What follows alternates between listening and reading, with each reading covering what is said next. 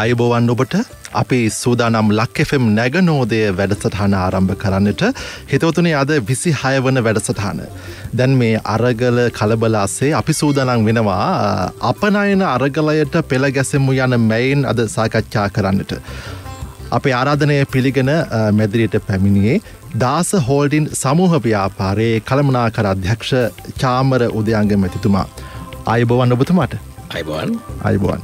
ඉතින් ආයුෂ බොහෝ වේවා කියලා ඔබටත් අපි ප්‍රාර්ථනා කරන අතරතුරේදී අපි අද දවසේ කතා බහ කරනවා මේ විශේෂම උදයංග මහත්මයා මේ ඩොලර් ප්‍රශ්නෙට ඉතාම වැදගත් පිළිතුරක් වේවි අද සාකච්ඡාව නේද?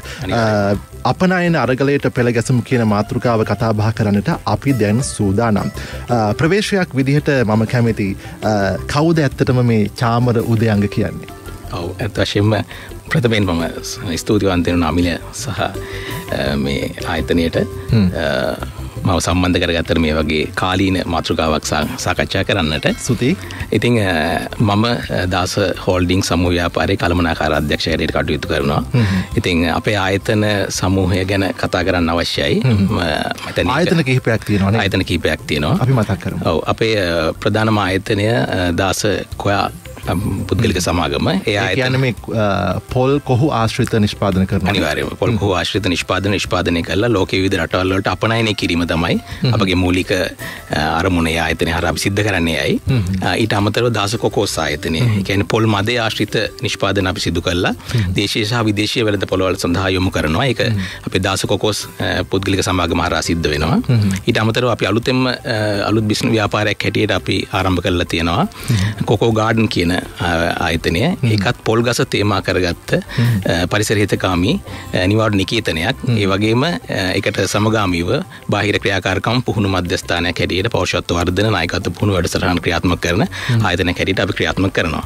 ඒ සමගම මම එකක් නේද? අනිවාර්යයෙන්ම. ඊට සමගාමීව මම තා පොඩි දෙයක් කියන්න අවශ්‍යයි. මේ මම පොල් ආශ්‍රිත උපස්තර අපනයන කරුණන්ගේ සංගමේ වර්තමාන ලේකම් හැටියටත් කටයුතු කරනවා. ඉතින් හිතවතුනේ මෙන්න මේ ආකාරයට දැන් අපි කියනවානේ මේ කප්රුක කියලා. පොල්ගස කියන්නේ අර සිතූ පැතූ සම්පත් ලබා දෙන කප්රුක නේද? ඒ වගේ අන්වර්ථ නාමයක් තියෙනවා. ඉතින් මේ පිළිබඳව අපි කතා බහ කරමු. එතකොට මේ චාමර උදයංග මහත්මයාගේ මේ ගම් පළාතේ එහෙම කොහොමද මූලික ප්‍රවේශයක් විදියට මූලික අධ්‍යාපන කටයුතු? ඔව් අපේ ගම් පළාත අපි ඇත්තටම පොල් ත්‍රිකෝණේ තමයි ඉන්නේ. ඒ නිසා මම හිතන්නේ අපි මේ පැත්තටම යමුනා කියලා හිතන්න පුළුවන්. ඉතින් මම කුලියපිටිය ප්‍රදේශයේ අකරවත තමයි අපේ ගම. එතකොට අපි කුරුණෑගල කුලියපිටිය නේද? කුරුණෑගල කුලියපිටිය. එතකොට මේ ඒ ප්‍රදේශයේ තමයි අපේ ව්‍යාපාර ස්ථානගත වෙලා තියෙන්නේ. ඒතර මම මූලික අධ්‍යාපනය ලැබුවේ දානගෙදර මහාවිද්‍යාලයෙන්.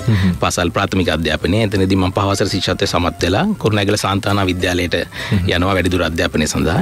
එතනදී විශ්වවිද්‍යාල ප්‍රවේශ ලැබුණා වාණිජ්‍ය අංශයෙන් ශ්‍රී ජයවර්ධනපුර විශ්වවිද්‍යාලයට. එතනදී මම ඇත්තට මේකත් මේ අවස්ථාවේදී මම කියන්නම් මම 2000 මම විශ්වවිද්‍යාල ප්‍රවේශය ලැබපු වෙලාවේදී ඇත්ත වශයෙන්ම මේ වෙලාවේදී බොහොම කලහකාරී තත්ත්වයක් විශ්වවිද්‍යාල තුළ පැවති කාලයක්. ඉතින් ඒ කාලය ඇතුළත මම මාස 6-7ක් විතර විශ්වවිද්‍යාලය තුල අධ්‍යාපනය ලබනකොට මට තේරුණා මගේ ජීවිතයේ සමහර වෙලාවට නිර්පරාදේ කාලය ගත වෙනවා කියලා. මොකද බොහෝ කාලයක් ඒ කාලය ඇතුළත විශ්වවිද්‍යාලේ වහලා තිබුණා. ඉතින් මම කල්පනා කරේ මම ඒ කාලේ විශ්වවිද්‍යාලය තුල ගත කරනවත් මම මෙතනින් එළියට ඇවිල්ලා මොකක් හරි මගේ දෙයක් ආරම්භ කරනවාද කියලා. ඒ වෙනකොටත් ඒක හරිය අපූර්ව අදහසක්. ඒ වෙනකොට සාර්ථක වුණානේ. ඒක සාර්ථක වුණා ඇත්තටම. මොකද ඒ වෙනකොටත් අපේ ඇත්තටම ගත්තොත් අපේ පවුල ව්‍යාපාරික පසුබිමකින් එන පවුලක්. මොකද මගේ පියා 1970-75 විතර වය කාලය ඇතුළත ව්‍යාපාරයට මුල් ගල තබලා තිබුණා. ව්‍යාපාරයක් ආරම්භ කරලා තිබුණා. ඉතින් ඒ නිසා ඒ ව්‍යාපාර පසුබිමකුත් අපේ පවුල් පසුබිමේ තිබුණා. ඉතින් ඒ නිසා මම මෙතනින් විශ්වවිද්‍යාලයෙන් එළියට ඇවිල්ලා මම ව්‍යාපාර කටයුතු වල සම්බන්ධ වෙලා ඒක ක්‍රමානුකූලව අපනයන ව්‍යාපාරයක් දක්වා වර්ධනය කරලා තිනවාද. ඉතින් මට ගොඩක් සන්තෝෂයි ඒ සම්බන්ධව. ඊට පස්සේ මම කැමති කොහොමද ඔබතුමා මේ මුලින්ම ව්‍යාපාරය ආරම්භ කරේ? අර මේ මතක සටහන් නැති අපූර්ව මතක සටහන්. මොකද මේ වැඩසටහන බොහොමයක් පිරිසක් අහන විශේෂම ව්‍යාපාර ක්ෂේත්‍රයේ ව්‍යවසායකයන් අංකුර ව්‍යවසායකයන් සමහර වෙලාවට මේ වැඩසටහන අහගෙන ඉන්නවා. ඔබගේ මූලික අවධිය කැමතිද මතක් කරන්න? කොහොමද මුලින්ම පටන් ගත්තේ? අනිවාර්යයෙන්. මම අර කියාගෙන අපගේ තා පොඩි දෙයක් මට එකතු කරන්න දෙන්න අමිල. ඊට පස්සේ මම අහපව් මම ව්‍යාපාර කරගෙන යන අතරතුර ඊට පස්සේ මට හිතෙනවා මගේ අධ්‍යාපනය මම අවසන් කළ යුතුයි කියලා. මොකද මට තේරෙනවා ව්‍යාපාරවල යම්කිසි තැනකට යනකොට මම එක්තරා දැනුමින් හිර වෙන මට්ටමක් තිබුණා. ඒ නිසා මම නැවතවරක් විශ්වවිද්‍යාලයට යනවා මගේ අධ්‍යාපන කටයුතු සඳහා 2015 දී. මගේ වැඩිදුර අධ්‍යාපනයේ කටයුතු සඳහා. ඉතින් ඒ නිසා මම විශ්වවිද්‍යාල අධ්‍යාපනයේ ආකාරයෙන් අවසන් කරනවා. ඉතින් ඒ නිසා මට සන්තෝෂයි ඇත්තටම ප්‍රායෝගිකව මම අත්විඳපු දේ මම න්‍යායාත්මකව ඉගෙන ගත්ත එක තැනකදී. ඉතින් මම හිතන්නේ ඒක මම න්‍යායාත්මකව පන්තිකාපරේ ඉගෙනගෙන ප්‍රායෝගිකව අත්හදනවා. අත්හදා බලනවා. ඉතින් මම හිතන්නේ ඒක හරි වැදගත් වුණා මට ඒ අවස්ථාවේදී ව්‍යාපාර ලෝකයේ ඉස්සරහට යන්න. ඉතින් අතිශය වැදගත්. ඉතින් ඔබතුමා ඊළඟට ප්‍රශ්නේ ඇත්තටම මම අපේ ව්‍යාපාරික පවුලක්. මගේ තාත්තා පියා ව්‍යාපාර ආරම්භක 1975 වර්ෂයේ. ඉතින් එතුමා පොල් එල්ල ආශ්‍රිතව නිෂ්පාදන කොහු නිෂ්පාදනය සහ අමුද්‍රව්‍ය නිෂ්පාදනය කරමින් මේ ව්‍යාපාරයේ ක්‍රමානුකූලව කරගෙන ගියා. ඉතින් එතුමාට ව්‍යාපාරික ඥානයක් දැනුමක් තිබුණා. ඊට පස්සේ මම ඇත්තටම ඔය ආකාරයට සම්බන්ධ වෙලා අපිට පුළුවන් වෙනවා අපේ නිෂ්පාදන අපනයන වෙළඳපොළට ගෙනියනවා. මම 2001 සම්බන්ධ වුණාට පස්සේ අපි හොයනවා ඇත්තටම අපි නැත්නම් දේශීය වෙළඳපොළට සපයමින් ඉන්න මොහොතක අපිට හිතනවා මේක මෙතනින් එහාට අපි ගෙනියන්න ඕන. මොකද විශාල විදේශ වෙළඳපොළක් තියෙන අපි භාණ්ඩ තමයි මේ පොල් ආශ්‍රිත නිෂ්පාදන කියලා කියන්නේ. ජාත්‍යන්තර වෙළඳපොලේ තාමත් ක්‍රමානුකූල වර්ධනයක් තියෙන භාණ්ඩ. ඒ නිසා මේක ඉස්සරහට ගෙනියන්න ඕන ජාත්‍යන්තර වෙළඳපොළට අපි ගෙනියන්න ඕන කියන හැඟීමෙන් මම මේක සොයා බලලා මම හිතන්නේ මේ තරම් තාක්ෂණයේ දිනු කාලයක් නෙමෙයි දැන් අද සමාජ ජාල විශේෂම සමාජ මාධ්‍ය නේද? ඔව් අද දියුණුයි ඇත්තටම. අද ඉන්ටර්නෙට් එකට ගියොත් අපි විදේශ ගැනුම්කාරයෙක් හොයා ගන්නවා කියන එක බොහොම ලෙහෙසි කාරණයක්. අතේ දුරින් තියෙන අපේ ඇඟිලි දෙක දුරින් තියෙන සමහර අපේ ගනුදෙනු. නමුත් ඒ කාලේදී හරිම අපහසුයි ඇත්තටම. විදේශ ගැනුම්කාරයෙක් හොයා ගන්නවා කියන්නේ හරිම අපහසුයි. ඒ නිසා ඊටාත්ම කට්ටක් කාලා අපි ඔකේ වචනෙන් කිව්වොත් එහෙම අනිත් එක අපි අපනයන ව්‍යාපාරයක් ආරම්භ කරලා ඒකේ අපි අනුමැතියන් ලබා ගන්නවා කියන එකත් හරිම අපහසුයි. මොකද විවිධ රාජ්‍ය ආයතන වලින් අනුමැතිය ලබාගෙන තමයි අපනයන වෙළඳපොළට යන්න ඕන. කොහොමද ඔබතුමා ඔය කියන කට්ට එහෙම නැත්නම් බාධක මොකද්ද ජය ගන්න මොකද්ද මේ සම්දිස්ථානයක් තියෙනවද විශේෂ සම්දිස්ථානයක්? ඒකයි මේ අහන්නේ. ඔව් විශේෂ සම්දිස්ථානයක් කියලා මට හරියටම කියන්න බෑ. නමුත් සියලු දේවල් විශේෂ සම්දිස්ථාන තමයි ඇත්තටම. මම කියන්නේ අපිට පළවෙනි ගනුදෙනුකාරය හම්බ වීම. එතකොට එතනින් එහාට ගියාට පස්සේ අපි අනුමැතිය ලබන පළවෙනි කන්ටේනර් එක නැව්ගත කිරීම. අතිශය කොහොමද පළමු ගැනුම්කාරය ඔබට හම්බ වෙන්නේ? පළමු ගැනුම්කාරය අපිට හම්බ වෙන්නේ ඇත්තටම එයා ඒ වෙනකොටත් ලංකාවත් එක්ක ගනුදෙනු කරගෙන හිටපු ගනුදෙනුකරුවෙක්. ඉතින් අපිට ඒ මොහොතේදී අපනයන මණ්ඩලයේ අපිට මේ ගැනුම්කරුවන් ඒ වෙනකොටත් අදටත් ඒක තියෙනවා. අපිට ගැනුම්කරුවන්ගේ විස්තර ලබා ගන්න පුළුවන්. ඒ විස්තර වලට අපි ඊමේල් පණිවිඩය යවලා ඉතින් ඒ ආකාරයට තමයි අපි මේ ගැනුම්කරුවා සම්බන්ධ කරගත්තේ. ඉතින් සම්බන්ධ කරගෙන ඔහු පිළිබඳව අපි පිළිබඳව ඔහුට විශ්වාසය ගොඩනගා ගන්න ඕන පළවෙනිම. මේ නිසා අපි සාම්පල් කලින් යවලා අපි ගැන විස්තර කතා කරලා. ඒතර වෙබ් අඩවි කියන දෙයක් ඇත්තටම එච්චර ජනප්‍රිය නැහැ. අපේ ආයතනයේ වෙබ් අඩවියක් තිබුණේ නැහැ. ඊට පස්සේ අලුතෙන් මගේ මිත්‍රයෙක් ඒ වෙලාවේ ඔහු මාත් එක්ක විශ්වවිද්‍යාලේ හිටපු මිත්‍රයෙක් එයා IT පැත්තට ගොඩක් සම්බන්ධයි. ඉතින් එයා විසින්ම ආයත් එක්ක කතා කරලා වෙබ් අඩවියක් නිර්මාණය කරලා ඉතින් ඊට පස්සේ තමයි ඒ ගැනුම්කාරයාට මේ ඔබතුමා නොකියා කියන්නේ නව තාක්ෂණයේ ඒ කාලෙත් පාවිච්චි කරා කියන එක නේද? අනිවාර්යෙන්ම. ඒ කියන්නේ හිතවතුනේ දැනුම සහ අධ්‍යාපනය අවශ්‍යයි ලංකාවෙන් එපිටට යමක් ඔබ අපනයනය කරනවා නම්. අනිවාර්යෙන්ම අවශ්‍යයි. ඉතින් ඇතරම මේ තරුණ ව්‍යවසායකයෙක් ඔහුගේ පියාගෙන් සහ පවුලෙන් ලැබුණු ඒ අත්දැකීම් කරන කොටගෙන මේ තරුණ ව්‍යවසායකත්වයට එනකොට ඔබතුමා මේ හරිම මේ සිනාමුසු මුහින් බොහොම ප්‍රසන්න විදියට ඉන්න කෙනෙක්. හරි නේද මම? අනිවාර්යෙන්ම. මොකක් හරි රහසක් තියනවද? දෙයක් මං හිතන්නේ බොහොම සැහැල්ලුවෙන් ගන්නවා නම් හොඳයි කියලා මට හිතෙන හැමදේම. 26 වෙනි වැඩසටහනේදී විශාල පිරිසක් පැමිණියා අපිත් එක්ක සම්බන්ධතාවයේ තියෙන ව්‍යවසායකයන් අතර ඔබතුමා බොහොම සැහැල්ලුවෙන් බොහොම ප්‍රසන්න විදියට ඔබතුමාගේ ව්‍යාපාර කටයුතු මෙහෙම කරගෙන යනවද? අනිවාර්යෙන්ම. මොකද දෙයක් මං හිතන්නේ බොහොම සැහැල්ලුවෙන් අපි බාර ගන්න තරමට තමයි අපිට ඒකේ තියෙන ප්‍රතිඵලදායකකම වැඩි වෙන්නේ. මොකද ඕනවට වඩා ඕනම දෙයක් මං හිතන්නේ අපි බොහොම ගැඹුරට ගත්තොත් එහෙම මම හිතන්නේ සමහර අවස්ථාවලදී අපි බොහොම අපහසුතාවයට පත් වෙනවා. ඒ නිසා මම මෙහෙම ඇහුවොත් ඔබගේ මේ සාර්ථකත්වයේ රහස මොකද්ද?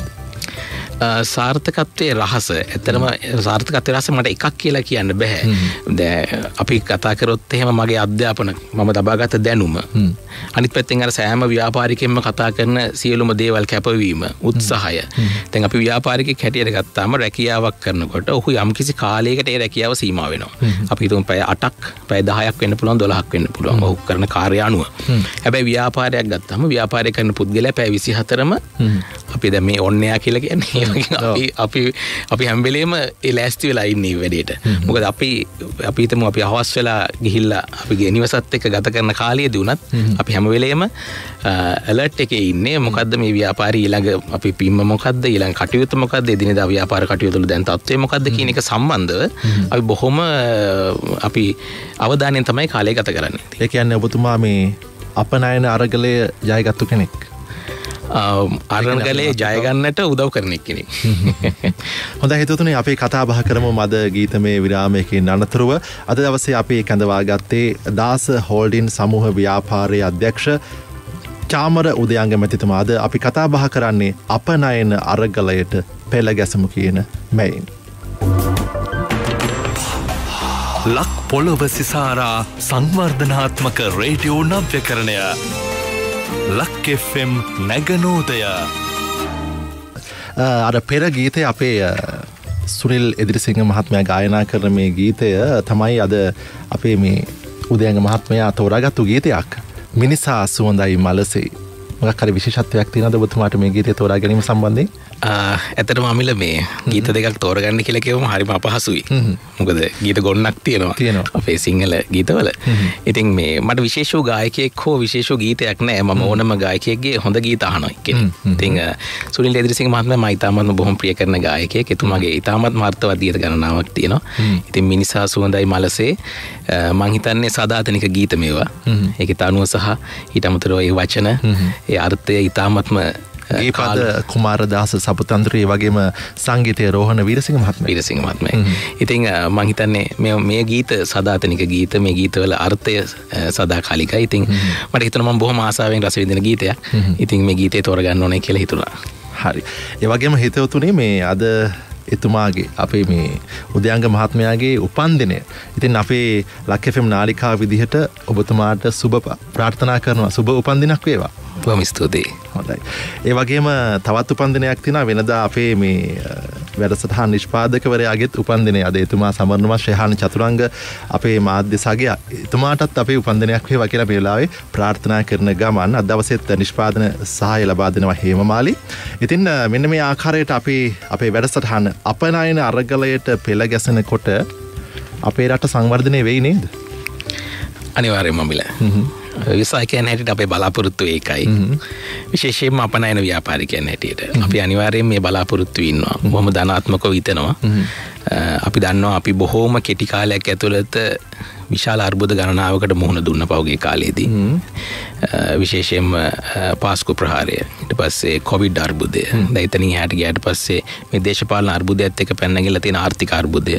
මේ අතිශය තීරණාත්මකයි ලංකාවේ ආර්ථිකය ඉදිරියට යාම සඳහා. ඒ නිසා නමුත් ව්‍යාපාරික හැටියට මේ හැම අර්බුදයක් හමුවෙම අපි එක හෙලා කෙලින් හිටියා. මම හිතන්නේ විශේෂයෙන්ම ගත්තොත් අපනයනවල දැන් කොවිඩ් අර්බුදය 2021 තියෙන වර්ෂයේදී වුණත් අපිට අපනයනවල වර්ධනයක් ලබා ගන්න හැකියාව ලැබුණා. මම හිතන්නේ මම නිවැරදි නම් 2020 දී ඩොලර් බිලියන 11.5ක් වෙලා තිබිච්ච අපනයන බාණ්ඩ අපනයනය 2021 වර්ෂයේදී අපිට පුළුවන් වෙනවා ඩොලර් බිලියන 2.3ක් දක්වා වර්ධනය කරගන්න. මම හිතන්නේ මේක අතිශය වැදගත්. ඉතින් ඒ නිසා අපි හැම වෙලෙම ව්‍යාපාරික හැටියට මේ වෙලාවේදී ලංකාවේ අපනයන ව්‍යාපාරික හැටියට අපි පසුබට වෙලා නැහැ කියන එක මේ කිසිම අර්බුදයක් හමුවේ පෙන්ලා තියෙනවා. ඒ නිසා අපි හිතනවා ඉදිරියටත් අපිට එසේම කරගන්න පුළුවන් වෙයි කියලා. ඔබට මතක ඇති මේ චාමර මහත්මයා මේ හිතවතුනේ අර එක වෙලාවක මාධ්‍ය වාර්තාවක් නිකුත් වෙනවා එක්තරා මහාචාර්යවරියක්. ඇය සඳහන් කරනවා මේ දැන් හැමෝම හිතාගෙන ඉන්නේ ශ්‍රී ලංකාවේ ප්‍රධාන ඩොලර් එන නැත්නම් මේ විදේශ ප්‍රේෂණ එන එකම මාර්ගය තමයි මේ සංචාරක ව්‍යාපාරය. එහෙම නැත්නම් අපේ ශ්‍රමික වෙළඳපොළ කියලා. හැබැයි ඇය කියන්නේ ඒ දේවල් තියෙන්න ඕන අන්තිමට. හැබැයි මුල වෙන්න ඕන ඔබ වැනි ව්‍යවසායකයන් ගොඩ නැංවීම. අනිවාර්යයෙන්ම. ඒ ගැන ඔබතුමාට මොකද හිතෙන්නේ? ඔව් ඉතාමත්ම හොඳ ප්‍රශ්නයක් ඔබ යොමු කළේ. ඉතින් ඇත්තටම අපිට අපේ රටක් හැටියට ගත්තාම අපිට ලංකාව විශේෂයෙන් ගත්තොත් ඩොලර් එන ක්‍රම ගණනාවක් තියෙනවා. විශේෂයෙන් ගත්තොත් අපනයන භාණ්ඩ හා සේවා, ඊට පස්සේ ගත්තොත් විදේශ ප්‍රේෂණ, ඊට පස්සේ සංචාරක කර්මාන්තය. ඉතින් මේ සියලුම මාධ්‍යන් වලින් ලංකාවට ප්‍රේෂණ යන විශේෂයෙන් සංචාරක කර්මාන්තය හරහා ඩොලර් බිලියන 4.4 වගේ ප්‍රමාණයක්, විදේශ ප්‍රේෂණ ඩොලර් බිලියන 5ක් විතර වගේ ප්‍රමාණයක් අපි නිරන්තරයෙන් බලාපොරොත්තු වෙනවා. එතකොට මේ ඇත්තටම මේ අපි බත්තොත් එහෙම මේ සංචාර කර්මාන්තය සහ විදේශ ප්‍රේෂණ කියන්නේ හරිම සංවේදී අංශයක්. දෝලණය වෙනවා. අනිවාර්යයෙන් කාලෙන් කාලට දෝලණය වෙනවා. මොකද හරි සංවේදී. උදාහරණයක් ගත්තොත් කොවිඩ් අර්බුදයත් එක්ක මේ දෙකම කඩා වැටුණා. ඒ වගේම ළඟම උදාහරණය මේ දේශපාලන අර්බුදය කලබලයනේ. ඔව් දේශපාලන කලබලයත් එක්ක මේක බොහොම ඉක්මනට කඩා වැටුණා. ඉතින් මේ වගේ සංවේදී අංශ මත අපේ ආර්ථිකයක් විශේෂයෙන් ඩොලර් ලැබෙන ආදායම් ලැබෙන ක්‍රමවේදයක් අපි සකස් කරගන්නවද රටක් හැටියට කියන එක ගැන ඉතාමත්ම අපි දැන් හිතා බැලිය යුතු කාරණයක්. මම ඔබතුමාට කලින් කිව්වේ කොවිඩ් අර්බුදයේ කාලෙදිත් අපි භාණ්ඩ අපනයනයේ වර්ධනයක් අරන් තියෙනවා. ඒ නිසා ලෝකේ රටවල් අනිවාර්යයෙන්ම මේ භාණ්ඩ අපනයනය පිළිබඳව මූලිකත්වයක් දෙනවා. සංචාරක කර්මාන්තය සහ විදේශ ප්‍රේෂණ කියන්නේ පසුව අර කිව්වා වගේ අපි සලකන්න ඕන දේවල්. මොකද ඉතාමත්ම සංවේදී මේ දේවල්. ඉතාම ශනිකයෙන් වැඩි වෙනවා, ශනිකයෙන් අඩු වෙනවා. ඉතින් ඒ වගේ දේවල් වල අපේ රටේ ආර්ථිකය රඳාපවත්වන්න අවශ්‍ය නැහැ. ඒ නිසා භාණ්ඩ අපනයනය තවදුරටත් අනිවාර්යයෙන්ම අපනයන වර්ධනයක් සඳහා අපි ආ යුතුයි. විශේෂයෙන් ඩොලර් බිලියන 12ක් අපි අවුරුදු 74ක් දැන් නිදාස ලැබලා. ඩොලර් බිලියන 12යි අපි අපනයන ආදායම හැටියට මේ වෙනකොට ලබාගෙන තියෙන්නේ. ඕක 12.74න් බෙදලා බලන්න අමිල. ඩොලර් මිලියන 160යි අවුරුද්දකට වැඩි කරගෙන තියෙන්නේ. ඉතින් බලන්න අපි කොච්චර පසුගාමී විදිහටද රටක් හැටියට මේ අපනයන සම්බන්ධව අපි කටයුතු කරලා තියෙන්නේ. මේ කරන්න බැරිකම නෙමේ නිසි සැලසුමක් නැතිකම නේද මේකට හේතුව? බොහෝ දුරට ඒක කියන්න පුළුවන් ඇත්තටම. ඒ කියන්නේ රටේ ඉදිරි අනාගත සැලැස්ම සකස් කරලා නැහැ කියන එකයි ඇත්තටම මට කියන්නත් තියෙන්නේ. මොකද අපිත් ඇත්තටම මේ අපනයන ක්ෂේත්‍රයේ සම්බන්ධ විශේෂයෙන් පොල් ආශ්‍රිත අපනයන ක්ෂේත්‍රයේ මම පොල් ආශ්‍රිත උපස්තර අපනයන කරුවන්ගේ සංගමේ ලේකම් හැටියටත් මේ විශේෂයෙන් මේ රාජ්‍ය ආයතන අමාත්‍යාංශ මේ රජයේ සම්බන්ධ වෙලා කටයුතු කරනවා. ඉතින් අපිත් ඇත්තටම අපි පමණක් නෙමෙයි අපි පොල් ආශ්‍රිත තව සංගම් ප්‍රධාන සංගම් 8ක් තිබෙනවා. මේ 8 එකතු වෙලා මේ පොල් ක්ෂේත්‍රය ඉතාමත් ඉහළ තැනකට ගෙනියන්න. මොකද අපි ඉස්සරහට කතා කරමු මේකේ වැදගත්කම. ඉතින් ඉස්සරහට ගෙනියන්න අපි සැලසුම් සකස් කරනවා. අපි සංගම් හැටියට අපි සැලසුම් සකස් කරලා ඉදිරිපත් කරනවා. ඉතින් ඒවා ක්‍රියාත්මක වුණොත් මං හිතන්නේ අනිවාර්යයෙන්ම හොඳ දිශානතියකට මේක යොමු කරන්න පුළුවන්. අනිවාර්යයෙන්ම දැන් අපනයන මොන ක්ෂේත්‍රයෙන් හෝ අපනයන ශ්‍රේෂ්ඨයේදී මීට වඩා රජයේ පාර්ශ්වයේ බලධාරීන් අවධානය යොමු කළ යුතුයි කියලායි මගේ නම් විශ්වාසය. ඔබතුමාට මොකක් හරි කියන්න තියෙනවද? නැත්නම් ඔබතුමාට රජයේ පාර්ශ්වයෙන් මෙතෙක් ලැබුණු එහෙම නැත්නම් මේ අදාළ බලධාරීන්ගෙන් ලැබුණු ක්‍රමවේදයේ බාධා කිරීම තිබුණාද? කාලය කාදමින් තිබුණාද? නැත්නම් දිරිගැන්වීම් තිබුණාද? මොකද ඔබතුමාට කියන්න තියෙන යෝජනාවක් විදිහට මේ වැඩසටහන අහගෙන ඉන්න බලධාරීන්ට? ඔව් අනිවාර්යයෙන්ම. ඉතින් ඇත්ත වශයෙන්ම අපනයන අපි ව්‍යාපාරික හැටියට අපනයන කරුව හැටියට අපි සාමාන්‍යයෙන් ගොඩක් දේවල් මම දන්නවා බහුතර ව්‍යාපාරිකයෝ මේක අහගෙන ඉන්නවන ව්‍යවසායිකයෝ සහ මේ තරුණ අනුකර ව්‍යවසායිකයන්ටත් ඇත්තටම හරි වැදගත්. කිසිම දෙයක් රජයෙන් බලාපොරොත්තු වෙන්නත් එපා, වෙන කාගෙන්වත් බලාපොරොත්තු වෙන්නත් එපා. මොකද හේතුව තමයි ඔබ ප්ලෑන් කරනවා නම් දෙයක් සමහරට රජයෙන් ඩිලේ වෙනවා නම් ඒක ප්‍රමාද වෙනවා නේ. ඒකට සැලසුම් සකස් කරගෙන මේකට යොමු වෙන්න ඕන. අපි කිසිම අපනයන ව්‍යාපාරිකයෙක් ඔබ එහෙම කිව්වට රජයෙන් බලාපොරොත්තු නොවි සාමාන්‍ය කෙනෙකුට අපනයන මට්ටමට එන්න බැහැනේ චාමර මහත්මයා. ඔව් සමහර උදව් රජයෙන් අවශ්‍ය වෙනවා. දැන් අපි ගත්තොත් අමිල දැන් අපි විශේෂයෙන්ම අදාළ සහතික නිකුත් කිරීම, ලියාපදිංචි වීම අනිවාර්යයෙන් මේවට බාධා කිරීම මේක තවදුරටත් පසුගාමී වෙන්න බලපානවා. විශේෂයෙන් අංකුර පුද්ගලෙක් අදකින් තියෙනවද කාලයේ කාදමින් වෙන්නේ? ඔව් අංකුර ව්‍යාපාරිකයෙක් හැටියට අපි ආරම්භ කරනකොට මේ වගේ සමහර ස්ථානවලදී ලබා ගන්නා වූ අපි සහතික පත්‍ර ඒ වගේ දේවල් සඳහා අපිට බොහොම කාල ගත කරනවා. ඉතින් ඇත්තටම අපිට සහයක් අපිට ලැබිලා තියෙනවා. අපි සහය බලාපොරොත්තු වෙන්නේ නැහැ. එහෙම සහයක් අවශ්‍යත් නැහැ. නමුත් අපිට අර අවශ්‍ය යටිතල පහසුකම් මේ පහසුකම් ලබා දීම ඉතාමත් වේගවත් කරලා අවශ්‍ය සැලසුම් සකස් කරන එක තමයි වැදගත් වෙන්නේ. ඒක සහ මම හිතන්නේ ඒකට වඩා වැදගත් වෙන්නේ රජයේ පාර්ශවයෙන් මේවට දීර්ඝකාලීන සැලසුම් සකස් කරන එක. විශේෂයෙන් පොල් ක්ෂේත්‍රය ගත්තොත් අපි උදාහරණයක් හැටියට 2025 කොතනද නතර විය යුත්තේ? මොකද 2025 වෙනකොට අපනයන ඉලක්කය. ඒතකොට මේ අපනයන ඉලක්කය සඳහා අපි පල්ලහැට කොහොමද මේ සැලසුම් සකස් කරන්නේ කියන එක සකස් කරලා ඒවා ඉදිරිපත් කිරීම තුළින් මේ අපනයන කරුවන් දිරිමත් වෙනවා. මම හිතන්නේ ඒක තමයි අතිශය වැදගත් වෙන්නේ. ඉතින් ඒවා සකස් කරාට පමණක්ම මදි. ඒවා ක්‍රියාත්මක කිරීම සඳහා පහසුකම් සැලසෙන වැඩසටහන් ක්‍රියාත්මක කරනවා නම් ලංකාවේ ව්‍යවසායකයෝ ලෑස්ති වෙලා ඉන්නේ බොහොම ලොකු තැනකට ලංකාව උස්සලා තියන්න. ඇත්තටම ඔබ කියපු කාරණේ හරියට කුඩා හා මධ්‍ය පරිමාණ ව්‍යවසායකයන් අපේ රටේ ඉතාම ප්‍රතිශතය ගත්තොත් ඉතාම අල්පයි. මෙන්න මේකත් ප්‍රශ්නයක්. අනිවාර්යයෙන්ම ඔව්. ඒකත් ප්‍රශ්නයක් ඇත්තටම. ඒකත් තමයි ඒක වෙනම පැත්තකට අපි කතා කරන්න පුළුවන්. දැන් අපි ගත්තොත් එහෙම අපේ මානසිකත්වය අපි හැදිලා තියෙන දැන් අපි ගත්තොත් ඔබත් විශ්වවිද්‍යාල ශිෂ්‍යයෙක් මාත් විශ්වවිද්‍යාල ශිෂ්‍යයෙක් අපි දන්නවා විශ්වවිද්‍යාලවල කළමනාකරණ පීඨ කොච්චරක් තියෙනවද. නමුත් ඒ වගේම වසරකට පිටවන උපාධාරීන් සංඛ්‍යාව අපේ රටේ ආර්ථික විද්‍යාව පිළිබඳ මහාචාර්යවරු මෙච්චර ඉන්නකොට අනිවාර්යයෙන්ම. ඉතින් මම හිතන්නේ බොහොම පිරිසක් පිට වෙනවා. නමුත් ඔවුන්ගෙන් කී දෙනාද ව්‍යාපාර කරන්නේ? ඉතින් බහුතරයක් කාගේ හරි යටතේ රැක්ස්. ඔබතුමා මේ නොකියා කියන්නේ පොතට එහා ගිය ප්‍රායෝගික ක්‍රමවේදයක් අවශ්‍යයි කියලාද? පැහැදිලිවම අනිවාර්යයෙන්ම අවශ්‍යයි. ප්‍රායෝගික ක්‍රියාමාර්ගයක් අවශ්‍යයි. හැබැයි ඒ සඳහා යම් කිසි උත්සාහයක් දරනවා ශ්‍රී ජයවර්ධනපුර විශ්වවිද්‍යාලය. මම මේ වෙලාවේ කියන්නද නැත්නම් මට වෙන වෙලාවක කියන්නද? අවස්ථාවක් තියෙනවා ඔබතුමා. ශ්‍රී ජයවර්ධනපුර විශ්වවිද්‍යාලයේ මමත් ඇත්තටම අධ්‍යාපනය ලැබුව විශ්වවිද්‍යාලයේ ව්‍යවසායකත්ව අධ්‍යයන අංශය අලුතෙන් පිහිටෙව්වා. වසර ගණනාවකට ඉහතදී. ඉතින් මම හිතන්නේ ඒක හරහා ප්‍රායෝගික ඔබතුමා කිව්ව ප්‍රායෝගික ව්‍යාපාරිකයෙක් බිහි කිරීමට අවශ්‍ය සියලු පසුබිම් ප්‍රායෝගිකව ලබා දෙනවා. ව්‍යවසායකත්ව අධ්‍යයන අංශය. ඊට අමතරව වුණු තමත් හොඳ වැඩ කටයුත්තක් කරනවා. අපි දන්නවා සාමාන්‍ය පෙළ උසස් පෙළ විතරක් සමත් වෙලා විශ්වවිද්‍යාල සාමාන්‍ය ලබා ගන්න බැරුව ව්‍යාපාර ආරම්භ කරලා තියෙන පුද්ගලයෝ ඉන්නවා. උන් අර මම කලින් කියපු ප්‍රශ්නෙට මම මුණ දුන්න ප්‍රශ්නෙට මුණ දීලා තියෙනවා. ඒ කියන්නේ එතනින් එහාට ව්‍යාපාරයේ ජාන්ත්‍යත්තර මට්ටමට ගෙනියන්න දැනුම අවශ්‍යයි.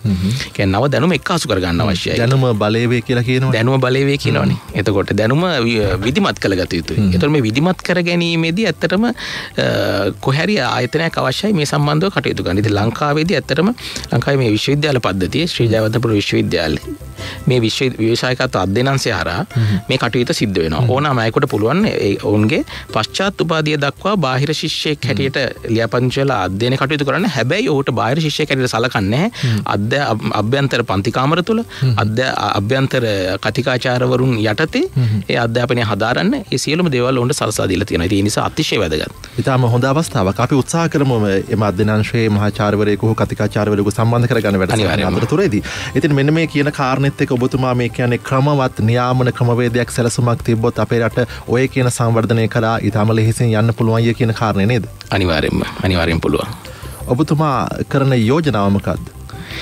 යෝජනාව මම ඇත්තටම කියන්නේ මේ අපනයන අරගලයට ඇත්තටම අපේ මාතෘකාව අපනයන අරගලයට පෙළගැසම කියලා. පෙළගැසුම. ඉතින් ඇත්තටම ඔබතුමා කොහොමද පෙළගැසෙන්නේ? ඇත්තටම මම දැන් මේ දවස්වල බොහොම මේ කාලීන මාතෘකාව අරගලය කියලා කියන්නේ.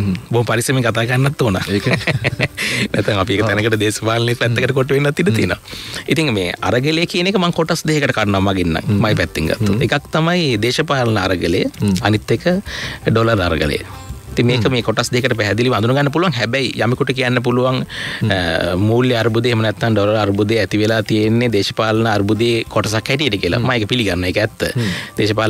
දේශපාලනයේ ගැටලු නිසා තමයි මේ ඩොලර් අර්බුදයට ලංකාව මේ වගේ තත්ත්වයකට පත් වෙලා තියෙන්නේ. හැබැයි අපි මේක විසඳනකොට මේක කොටස් දෙකකට කඩා ගන්නම් වෙනවා. එහෙම නැත්නම් අපි දේශපාලන අර්බුදයෙන්ම මේක විසඳලා දේශපාලන අර්බුදය අවසන් වූ තැන අපි හිතනවා නම් සියලු ඩොලර් අර්බුද නැත්නම් මූල්‍ය අර්බුද මේ රටේ විසඳනවා කියලා. මම හිතන්නේ කවදාවත් ඒක සිද්ධ වෙන්නේ නැහැ. ඒකට ඒ නිසා අනිවාර්යයෙන්ම මේක කොටස් දෙකකට කඩාගත යුතුයි. දේශපාලන අර්බුදේ යමෙක් ඒකට එකතු වෙලා විසඳන්න උත්සාහ කරන ගමන්ම ඊට සාපේක්ෂව මේ රටේ තියෙන පැහැදිලි අර්බුදය අද ඇත්තටම මේ ඩොලර් අර්බුදය නිසා තමයි මේ දේශපාලන අර්බුදයත් මතුවලා තියෙන්නේ.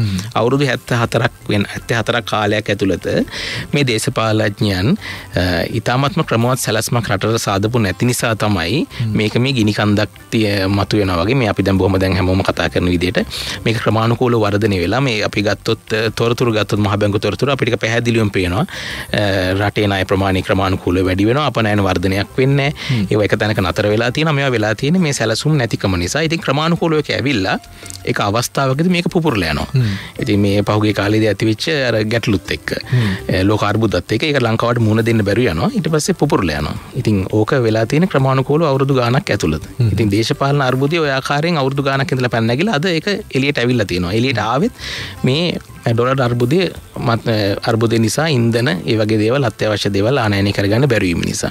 ඒ නිසා දැන් අපි පැහැදිලිවම දකිනවා ඩොලර් අර්බුදය ඉතාමත්ම අතිශය තීරණාත්මක තැනකට ඇවිල්ලා තියෙනවා. ඒතොර විදේශපාලන අර්බුදය අර විසඳ ගන්න අතරතුරම සාපේක්ෂව අපි සියලු දෙනාම එක හෙඩින් එක හඬින් එක හෙලා පෙළ ගැසෙන්න ඕන මේ රටට විදේශ විනිමය ගෙන්නන්න ක්‍රමවේදයන් සකස් කරගන්න. විශේෂයෙන්ම අපනයන ආර්ථිකය ශක්තිමත් කරන්න, අපනයන ආර්ථිකය වැඩි දියුණු කරන්න, ඒකට අවශ්‍ය සියලු දෙනාම ඒකට අවශ්‍ය දායකත්වය ලබා දෙන්න. මොන අර්බුද තිබ්බත් චාමර උදයංග මහතා ඇතුළු එතුමාගේ ආයතන මේ වෙලාවේ ලංකාවට ඩොලර් ගේන ආයතන මම හරිද? අනිවාර්යයෙන්ම. ඒක නබට කියන්න දෙයක් ඇති. අනිවාර්යයෙන්ම දැන් පහුගිය කොවිඩ් කාලය ඇතුළතත් අපි ඇත්තටම ක්‍රමවේදයන් සකස් කරා කොහොමද කොවිඩ් කාලය ඇතුළත අපි වැඩ කරන්න ඕන කියලා. ඊට පස්සේ මේ පහුගිය කාලය ඇතුළත ඇතිවෙච්ච බලශක්ති අර්බුදය මේ වෙනකොටත් උග්‍ර වෙලා තියෙන බලශක්ති අර්බුදය ඩීසල් නැහැ, පෙට්‍රල් නැහැ, ඊට අමතරව විදුලි බලය නැහැ නේ හිටිනවා. ඉතින් මේ කාලය ඇතුළත දැන් මේ ළඟ නැව් එනවා කියලා ආරංචියක් තියෙනවා නේද? බොහොම සුබවාදීව බලාගෙන ඉන්නවා. ඉතින් මේ කාලය ඇතුළතත් අපි බොහොම උපක්‍රමශීලීව සැලසුම් සකස් කරලා මේ වගේ කොහොමද අපි කොඩ එන්නේ කියලා ආයතන හැටියට අපි එක ආයතන හැටියට සැලසුම් සකස් කරලා විශේෂයෙන් විදුලි බලය අනේ හිටින අවස්ථාවකදී අපිට පුළුවන් විදුලි බලය අපි දැන් උදේ සාමාන්‍ය වැඩ පන්සාර උදාහරණයක් මේ කියන්නේ. උදේ වැඩ පටන් ගන්න අපි 7:08 වෙන්න පුළුවන්. ඒතකොට විදුලි බලය කපන වෙලාව සමහර වෙලාවට දවල් හරියට මැද කාලය ඇතුළත. ඒතකොට ඒ කාලය ඇතුළත විදුලි බලය කපුවාම අපිට වැඩ කරන්න බෑ. ඒතකොට අපිට පුළුවන් මේ shift එක පොඩ්ඩක් වෙනස් කරගන්න. අපි උදේ 4ට වැඩ පටන් ගන්න පුළුවන්. දවස කලින් අවසන් කරන්න පුළුවන්. ඒ වගේ කරන්න පුළුවන්. එහෙම නැත්නම් දැන් ට්‍රාන්ස්පෝර්ට් ප්‍රශ්න තියෙන ආයතන තියෙනවා. දවස් දෙකක වැඩ එක දවසින් කරලා ඒක පහුගිය දවස් නිමාවට දෙන්න පුළුවන්. ඒ වගේ උපක්‍රමශීලී විදිහට අපිට ව්‍යාපාර වෙනස් කරගන්න පුළුවන්. මම හිතන්නේ මම කියන එක ප්‍රායෝගිකව ඔබතුමා ඊටාම සුබවාදී අදහසක් මේ පළ කරන්නේ.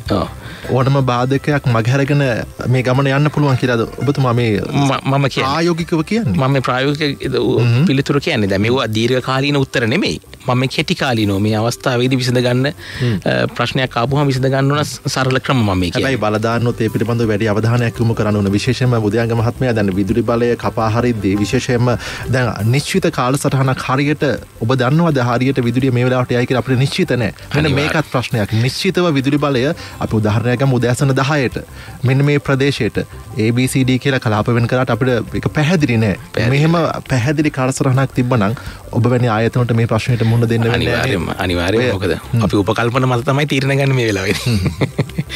ඒ වගේ තොරතුරු නැති නිසා.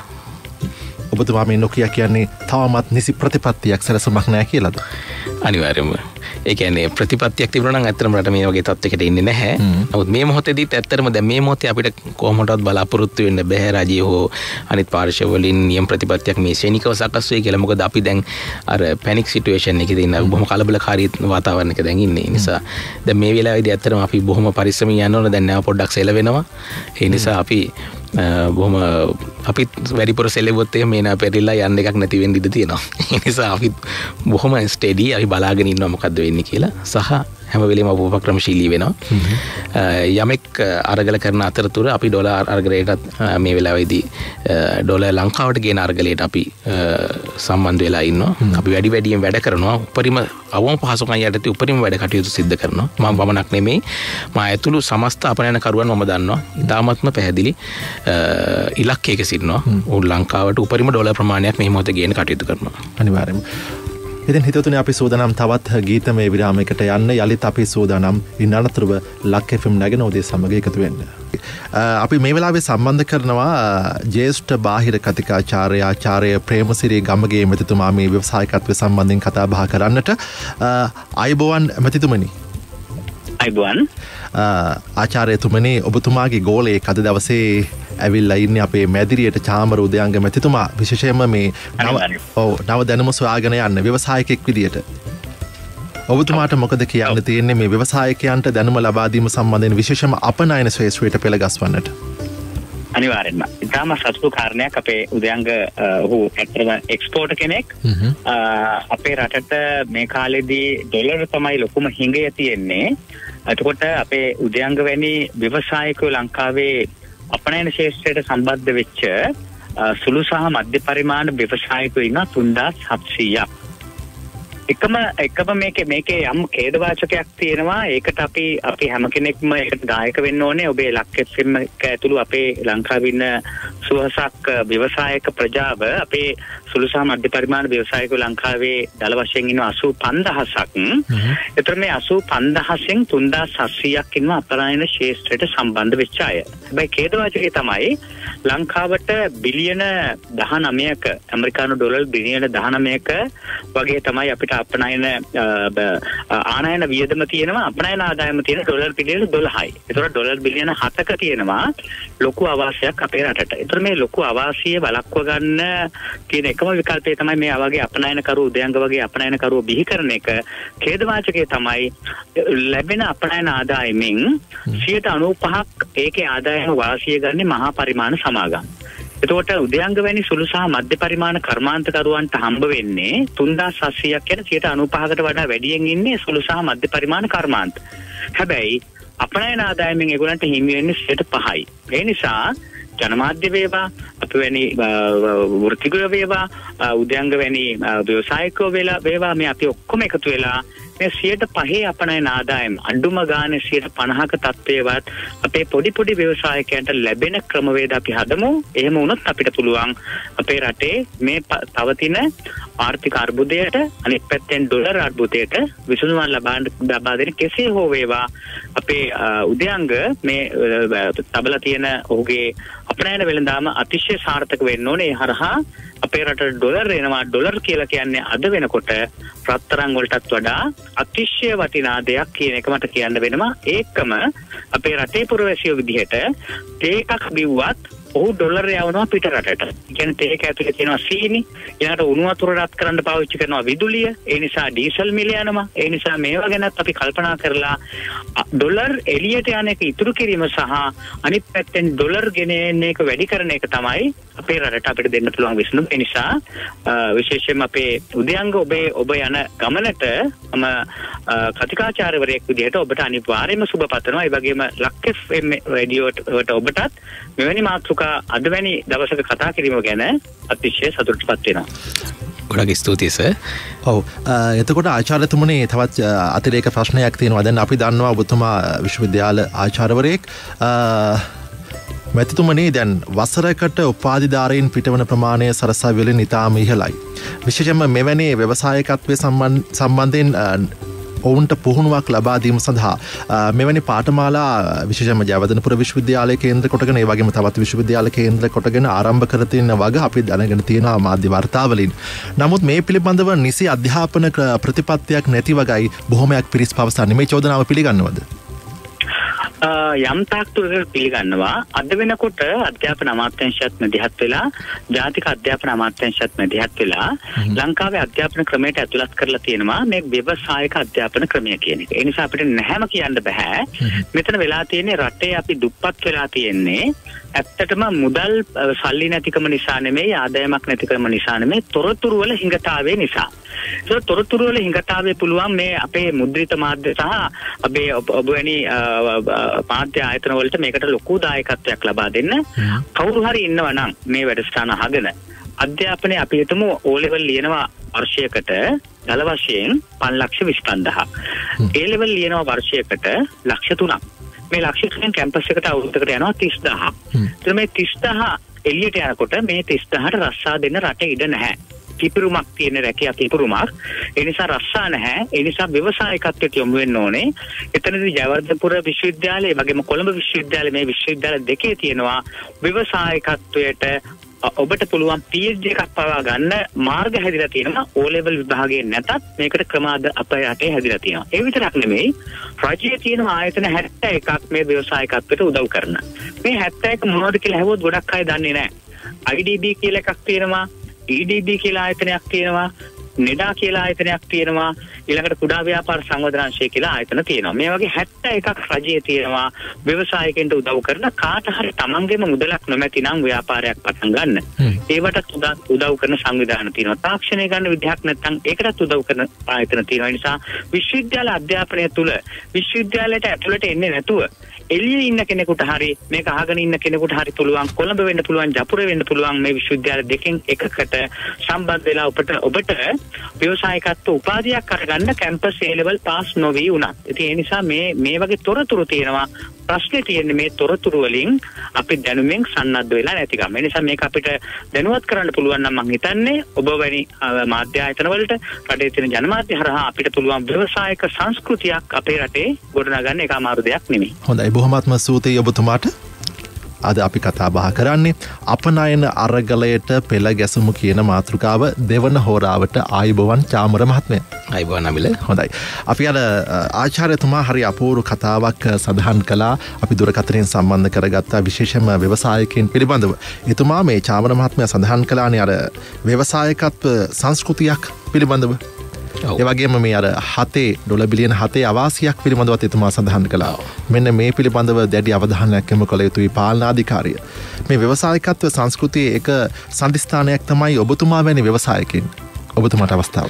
ඔව් අනිවාර්යයෙන්ම අමිල. ඒක හොඳ තැනක් ඇත්තටම කතා කරන්න අවශ්‍ය තැනක්. මේ ව්‍යවසායකත්ව සංස්කෘතියක් ලංකාවේ මේ වෙනුවට බිහි වෙලා නැහැ කියන එක. දැන් උදාහරණයක් හැටියට අපි ගත්තොත් එම පාසල් ළමයෙක්ගේ ඉඳලා අපි හිතමුකෝ උසස් පෙළ දක්වා ඊට පස්සේ විශ්වවිද්‍යාල ශිෂ්‍යයාගෙන් අපි අහුවත් එහෙම ඔබගේ බලාපොරොත්තු අනාගත බලාපොරොත්තු බොහොමයක් ඇත්තටම විවිධ ක්ෂේත්‍ර ගැන කතා කරාට අපි හිතමු ව්‍යාපාර අධ්‍යයන අංශයට එමින ශිෂ්‍යයාගෙනුත් අහුවත් එහෙම එයා ගණකාධිකාරිවරයෙක් එහෙම නැත්නම් ආයතනයක CEO කෙනෙක් කළමනාකාරයෙක් වෙනවා ඇරෙන්න කවුරුවත් මං හිතන්නේ ව්‍යවසායකයෙක් වෙනවා කියලා නම් කියනවා හරි අඩුයි ඇත්තටම අපිට අහන්න හම්බ වෙනවා. ඒකට හේතුව තමයි ඔවුන්ට රෝල් මොඩල් එකක් ලංකාවේ හම්බෙලා නැහැ. මොකද ව්‍යවසායකයා කියන එක මුලින්ම අපි අර්ථ ගන්නවන්නේ පෙර අතීතයේ ඇත්තටම අපේ මේ අතීත කාලෙදිත් මේ කළුකඩ මුදලාලි එහෙම නැත්නම් මුදලාලි ඔන්න ඔය වගේ නම් වලින් තමයි මෙයා ව්‍යවසායකයා අපි දකින්නේ. ඒකට හේතු තිබුණ ඇත්තටම ඔවුන්ගේ ක්‍රියාකලාපය.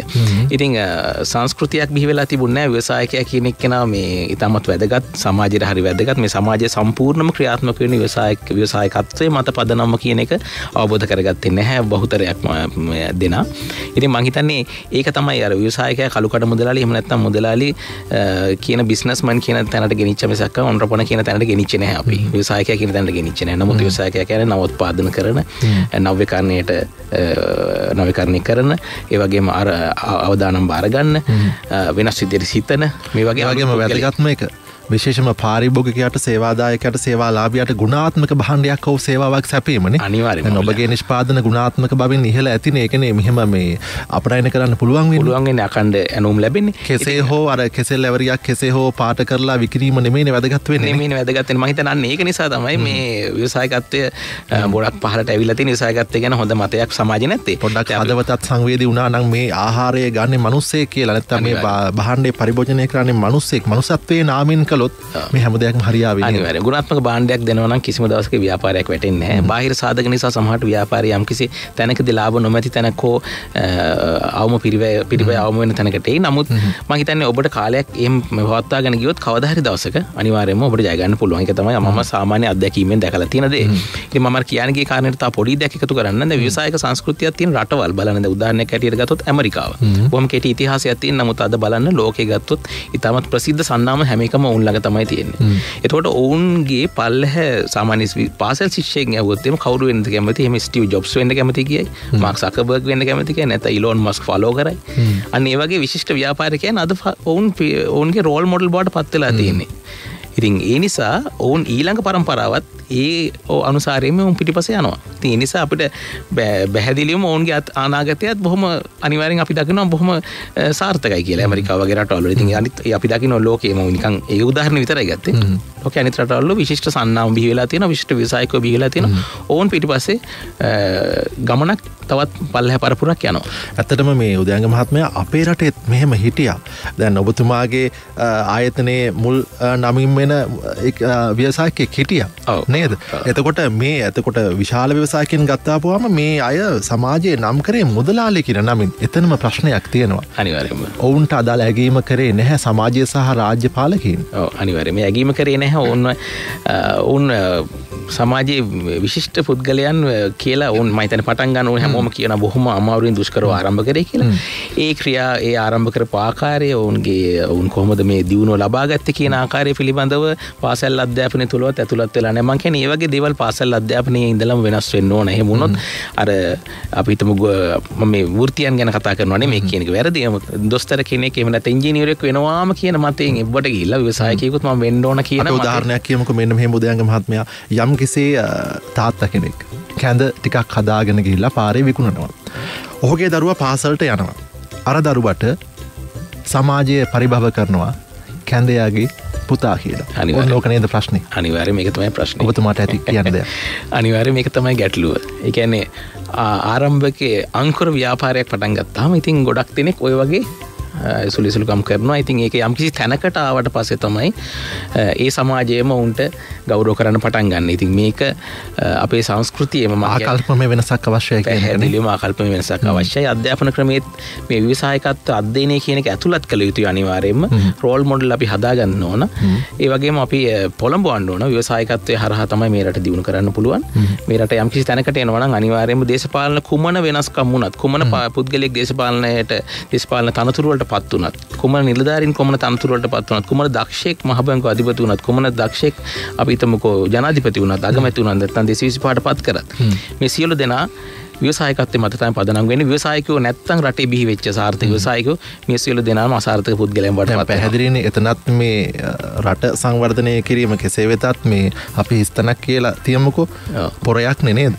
එතනත් පොරයක් තියෙන්නේ. බල අරගලයක් තියෙන්නේ. ඉතින් අපි බලමු ඉදිරියේදී කවුරු ජනාධිපතිවරයා වේවිද කියලා බලාගෙන ඉමු.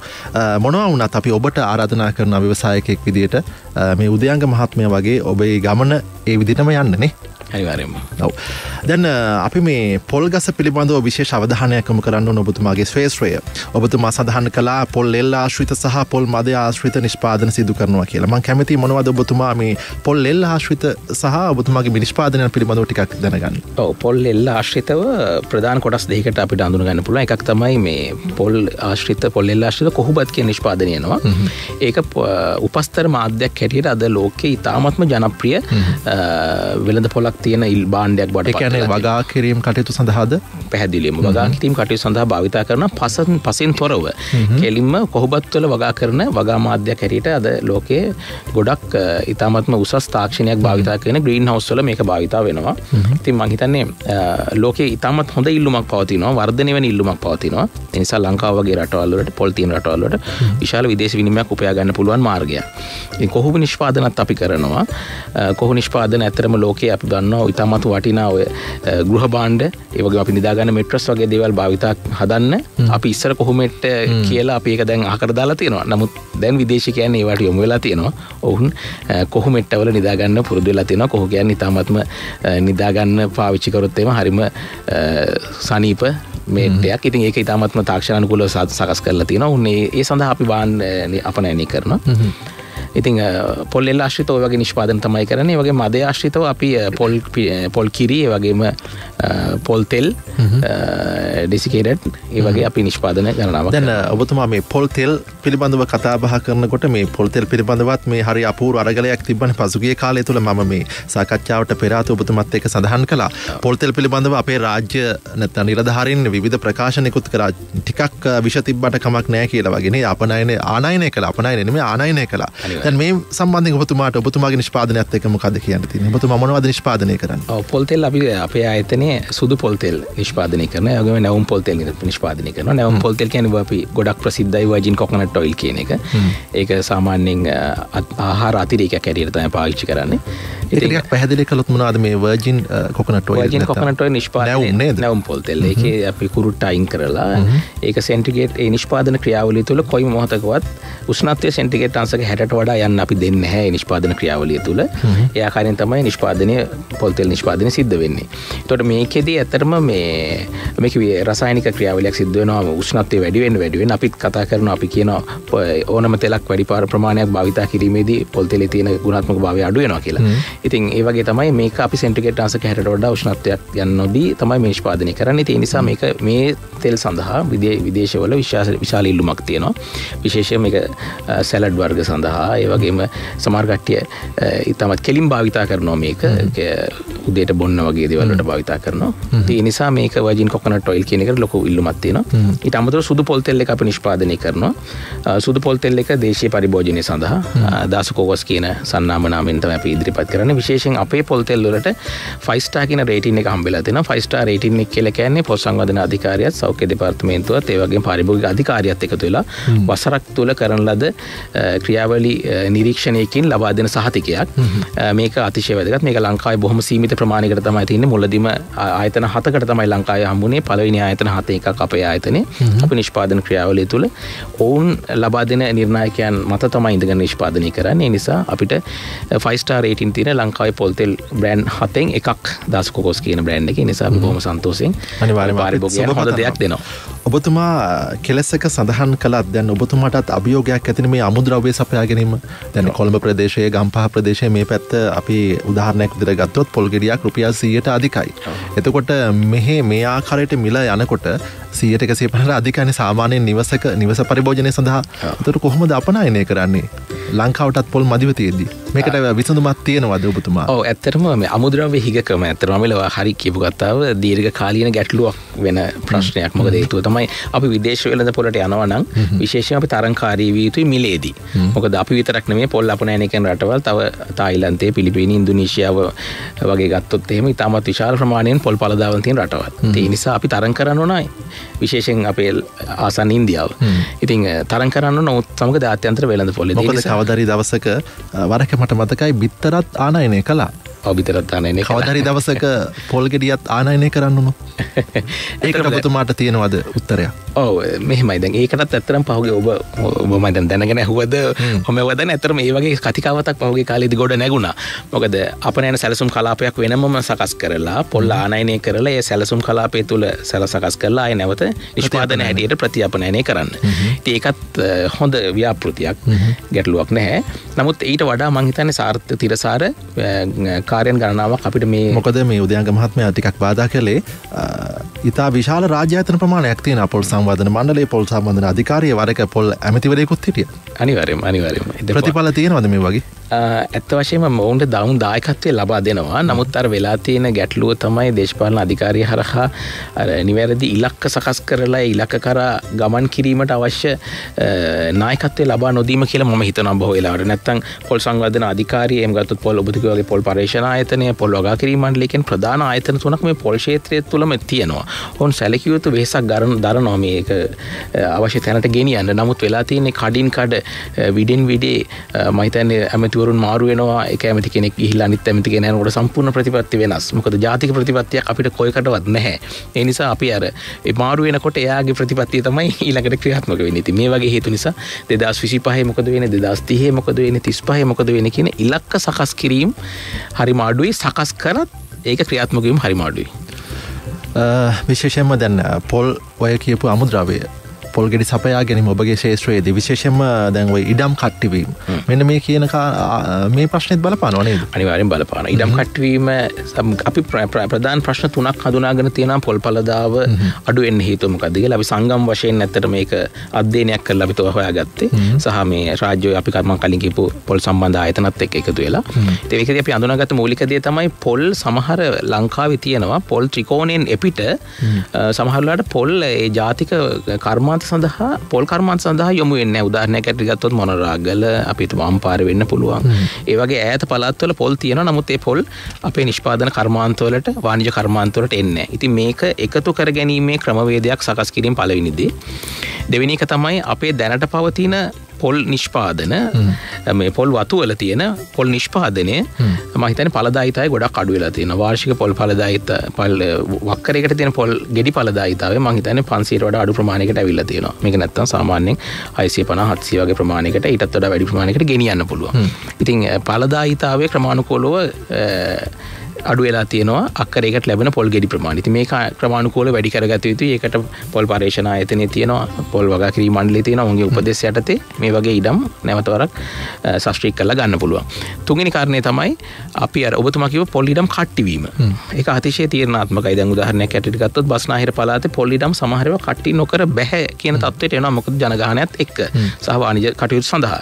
ඉතින් ඒ වගේ වුණාම අපිට කරන්න තියෙන එකම විකල්පය තමයි අඳුනාගත්ත වගා කළ හැකි ලංකාවේ තව ඉඩම් අපි අඳුනාගෙන තියෙනවා සහ අඳුනා ගන්න පුළුවන්. ඉතින් අපි ගත්තොත් උතුරු නැගෙනහිර වගේ පළාත්වල අපිට අඳුනා ගන්න පුළුවන් වගා නොකළ ඉඩම් තියෙනවා රජයට සම්බන්ධ. ඉතින් මේ වගේ ඉඩම් පෞද්ගලික ව්‍යවසායකයන්ට ලබා දෙනවා නම් වගා කරන්න නැවත දීර්ඝකාලීන බදු ක්‍රම යටතේ ඔබ සූදානම්ද?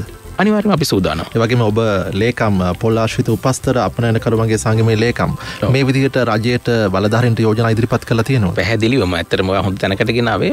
අපි ඇත්තටම සංගමයක් හැටියට අක්කර 1500ක වගේ ප්‍රමාණයක් අපි ඉල්ලුවා. මොකද අපේ සංගමේ අපනයනකරුවන් තමයි බහුතරයක් ඉන්නේ. සියලු දෙනා අපනයනකරුවන්. ඉතින් ඔවුන් ආර්ථික අතින් සන්නද්ධයි. ඔවුන්ට හැකියාව තියෙන ආයෝජනය කරන්න. ඒ නිසා ලැබුණු ප්‍රතිචාර මොනවද? ඇත්ත වශයෙන්ම අපි ඉඩම් බලන්නත් ගියා. ඇත්තටම ඒ වගේ අපිට ඉඩම් හම්බුණා, ඉඩම් ලැබුණා කියන්නේ අපිට පෙන්නවා. ඉතින් නමුත් එතනින් එහාට ක්‍රියාවලිය සම්බන්ධව ඉතින් යම්කිසි මන්දගාමී ස්වභාවයක් තියෙනවා. ඔබතුමා කාටද මේ යෝජනා ඉදිරිපත් කළේ? ඇත්තටම මේක මහවැලි අධිකාරියට සම්බන්ධ ඉඩම් තමයි පෞද්ගලීකරණය කරන්න කතා කරලා තිබුණේ. නමුත් නිසි ප්‍රතිචාරයක් නැහැ. ප්‍රතිචාරය හරිම මේ මන්දගාමී ඇත්තටම. බලධාරීනි මෙවැනි ව්‍යවසායකයන් ගොඩනංවන්නට ඔබගේ මැදිහත්වීම රේජු මැදිහත්වීම අවශ්‍යයි. විශේෂම පොල් කියන්නේ අපි කිව්වනේ කලිනුත් කප්රුක කියලා. මෙවැනි නිෂ්පාදන 150කට 200කට ආසන්න ප්‍රමාණයක් පොල් ගසෙන් අපිට ගන්න පුළුවන්. ඒක පැහැදිලි නිසා අපි ඔබට ආරාධනා කර සිටිනවා ව්‍යවසායකයන් දිරිගන්වන්නට අපනයන අරගලයේ ජය ගන්නට බලධාරීන්ටත් අවධානය යොමු කරන්න කියලා. හොඳයි. චාමර මහත්මයා ඔබ ඊළඟට තෝරගෙන තියෙන ගීතය ජගත් වික්‍රමසිංහ මහත්මයා ගායනා කරන ඔබේ සිනා ළඟ නේත නැවතුණදා. ඔව් මොකද රහස? ඇත්තටම මේ ගීතය ගොඩක් මම හිතන්නේ බිරිඳත් අහගෙන නැති මේ දාවේ. ඇත්තටම බිරිඳ නිසා තමයි මේක තෝරගත්තේ. මොකද මේ අපි ඇත්තටම මට හොඳ බිරිඳක් හොඳ යහළුවෙක් ඇත්තටම හම්බෙලා තියෙනවා. ඇයත් අපේ ව්‍යාපාර වලට ගොඩක් සම්බන්ධ වෙලා මට ගොඩක් උදව් කරනවා. ඉතින් අපේ දරුවන් දෙදෙනෙක් ඉන්නවා. කොහොම හොඳ ජීවිතයක් අපි සතුටින් ගත කරනවා. ඉතින් මම හිතන්නේ මේ සින්දු අහන හැම මොහොතකම මට ඇයව මතක් වෙනවා. ඉතින් අපේ අතීතේ මතක් වෙනවා. ඉතින් මම බොහොම ආදරය කරන ගීතයක් ලෙන්ගතු ගීතයක්. ඉතින් ඒ නිසා අනිත් එක ජගත් වික්‍රමසිංහ කියලා කියන්නේ සදාතනික ගායකයෙක්. ඉතින් මේ ගීතේට මම බොහොම කැමති. ඒ නිසා ඔබගේ උපන්දින දවසේ අපි ඒ ගීතය හමු අය වෙනුවෙන් නේද? අනිවාර්යයෙන්ම. හරි. දැන් අපි ඒ ගීතය හමු.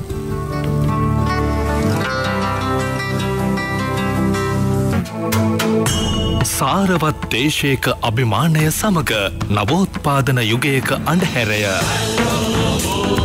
ලක් FM නැගනෝදය.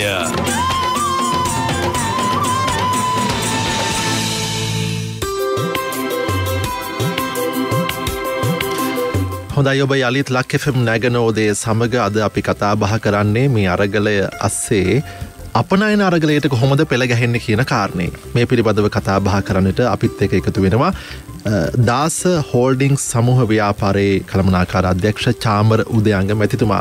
ඉතින් හිතවතුනි ඔබට පුළුවන් අපිට යෝජනා චෝදනා ඉදිරිපත් කරන්න ලියන්න ලක් FM නැගනෝදය ලක් FM ගුවන්විදුලිය අංක 296 ගාලහන්දිය කිරිබත්ගොඩ.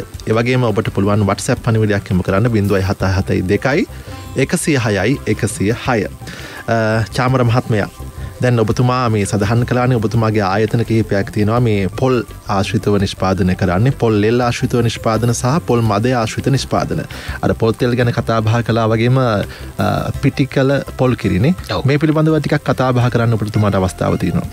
ඔව්. මේවා පාවිච්චියට හොඳයිද? දැන් විවිධ මේ අදහස් තියෙනවනේ.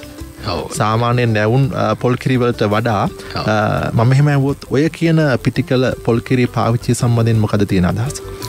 මම හිතන්නේ වර්තමානයේ ඉතින් ගොඩක් ඒකට යොමු වෙනවා පහසු තකා. ඉතින් අපි ගත්තොත් එහෙම දැන් පිටිකල් පොල් කිරි භාවිතා කරන්න පුළුවන් කිසි ප්‍රශ්නයක් නැහැ, ගැටලුවක් නැහැ. ඒක ගුණාත්මක විවිධ සම්නාම යටතේ තියෙනවනේ. තියෙන ගුණාත්මක අතින් කිසි ප්‍රශ්නයක් නැහැ. ඒක හොඳයි. නමුත් අපි හිතුවොත් එහෙම අපි අතින් පොල් මිරිකලා ගන්නකොට ලැබෙන රසය සහ පිටිකල පොල් කිරි අතර රසය යම් කිසි වෙනසක් ඇති. ඒක දකින්න කෙනෙකුට. නමුත් ඇත්තටම දැන් යොමු වෙන්නේ ගොඩක් වෙලාවට ඒක තමයි වෙනද පොළ අපි තුන් ට්‍රෙන්ඩ් එක කියලා කියන්නේ ට්‍රෙන්ඩ් එකත් වෙලා තියෙන ඇත්තටම පිටිකල පොල් කිරි සඳහා යොමු වීම. මොකද ඒක නිසා පොල් ගෙඩියෙන් ගන්න පුළුවන් උපරිම ප්‍රමාණය පිටිකල පොල් කිරි වලින් ගන්න පුළුවන්. මොකද හේතුව තමයි පිටිකල පොල් කිරි වලට පොල් කිරි ලබා ගන්න යන්ත්‍ර අනුසාරයෙන්. ගෙදර හදනකොට අතින් මිරිකන්නේ. එතකොට යම් කිසි ප්‍රමාණයක් අපත යනවා. ඒ නිසා අර පොල් වලින් උපරිම ප්‍රයෝජන ගන්න ගොඩක් වෙලාවට පොල් සංවර්ධන අධිකාරිය පවා දැන් මේ වෙනකොට ප්‍රචාරණය කරන්නේ පිටිකල පොල් කිරි වලට යොමු වෙන්න කියලා. ඉතින් ඒකේ පැති දෙකක් තියෙනවා. රසයේදී යම් කිසි පැත්තක් තියෙනවා. නමුත් ගුණාත්මක භාවයෙන් අපි දකින්නේ ගැටලුවක් තියෙනවා. ඒ වගේම ඔබතුමා මේ අර තරුණ ව්‍යවසායකයෙක් කියලා කිව්වනේ. දැන් ඔබතුමා මේ පොල් ගස කේන්ද්‍ර කරගෙන තවත් ආයතනයක් ආරම්භ කරනවා. ඒ තමයි මේ කොකෝ ගාඩන් කියලා. මේ මොකද්ද මේකේ වෙනස? ඔව් ඇත්තටම අපි මේ කල්පනා කරා ඒක ටිකක් වෙනස්. ඔව් වෙනස් දෙයක්. ඇත්තටම මේ අපේ කුලියපිටිය ප්‍රදේශයේම තමයි අතන පොල් වතු ගොඩක් අපිට දක්නට ලැබෙනවා. ඉතින් පොල් තමයි අපේ ව්‍යාපාරවල පදනම. ඉතින් පොල් ගස තේමා කරගෙන නිවාඩු නිකේතනයක් ආරම්භ කරන්න ඕනයි කියලා අපි දේශීය සංචාරකයන්ටද දේශීය සහ විදේශීය සංචාරකයන් දෙපිරිසටම අපි මේක විවෘත කරලා තියෙනවා. ඉතින් ඒකේ ඇත්තටම ඔබට ගාවොත් එහෙම දැක බලා ගන්න පුළුවන් පොල් ගස තේමා කරගැනීමෙන් තමයි සියලු දේවල් නිර්මාණය වෙලා තියෙන්නේ සහ අපි ක්‍රියාත්මක වෙන්නේ. ඒක හරහා අපි අපේ සංචාරක නිකේතනයට යන හැමෝටම මේ පොල් ආශ්‍රිතව කරන නිෂ්පාදන සම්බන්ධව දැක බලා ගන්නත් හැකියාව ලැබෙන අපේ කර්මාන්ත ශාලා උන්ට නරඹන්න පුළුවන්. මේ අවස්ථාවේ අත්දැකීම් අපි උන්ට ලබා දෙනවා. ඉතින් පොල් ගසත් එක්ක තමයි අර ඔබතුමා කිව්වේ කප්රුක අපේ සංස්කෘතියක් අපිට හැදිලා තියෙන පොල් ගසත් එක්ක. ඉතින් මේ සංස්කෘතිය තවදුරටත් ඉස්සරහට ගෙනියන්න තමයි අපේ බලාපොරොත්තුව.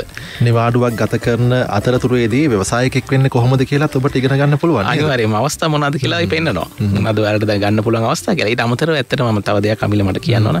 අපි පෞරුෂත්ව පුහුණු වැඩසටහන එතන ක්‍රියාත්මක කරනවා. අපේ බොහොම හොඳ මඩුල්ලක් ඉන්නවා. ඉතින් ඔවුන් කාර්ය මණ්ඩලයක් ඉන්නවා. ඉතින් නායකත්ව පුහුණු සහ පෞරුෂත්ව පුහුණු වැඩසටහන අපි ක්‍රියාත්මක කරනවා. විශේෂයෙන් විශ්වවිද්‍යාල ශිෂ්‍යයන්ට අපි බොහොමයක් විශ්වවිද්‍යාල සමග සම්බන්ධ වෙලා කරලා තියෙනවා. විශ්වවිද්‍යාල ශිෂ්‍යයන්ගේ වැඩසටහන් සහ ආයතන සම්බන්ධව ආයතනවල කාර්ය මණ්ඩලය සඳහා අපි වැඩසටහන් තවදුරටත් කරගෙන යනවා. හරි අපූර්ව ව්‍යවසායකෙක්. අපේ 26 වෙනි වැඩසටහනට අපිට ඔබට ඔබ හමුවට ඉදිරිපත් කරන්න හැකියාව ලැබුණා. ඇත්තටම දැන් පොල් ශාස්ත්‍රයේ ගත්තාපුවාම අපනයන ශාස්ත්‍රයට ඊට වැදගත් කියලා අපි කලින් සඳහන් කළා. කොහොමද ඒක වැදගත් වෙන්නේ ඔබතුමාට අනුව? ඔව් අමිල. සමස්තයක් විදිහට. සමස්තයක් විදිහට ඒක හොඳයි. අපි කනිවාරෙන් කතා කළ යුතුයි. මොකද අපි ගත්තොත් අපි අපනයනේ අර කලින් කිව්වා වගේ අපි කතා කරා ඩොලර් බිලියන 12යි.